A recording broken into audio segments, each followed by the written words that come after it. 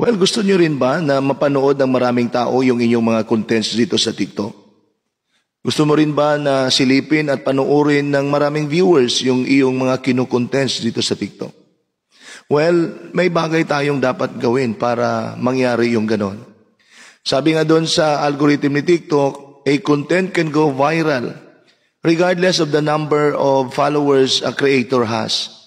So, kahit na kunti lang yung mga kaibigan mo, pwede palang mangyari na mag-viral din yung iyong video content.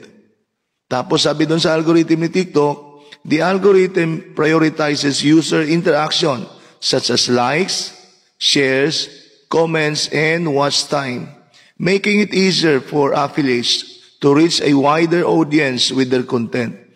So sabi doon, pinaprioritize pala ng algorithm ni TikTok yung ating likes, yung shares, yung comments natin, at yung watch time, yung pagpanood natin sa video content.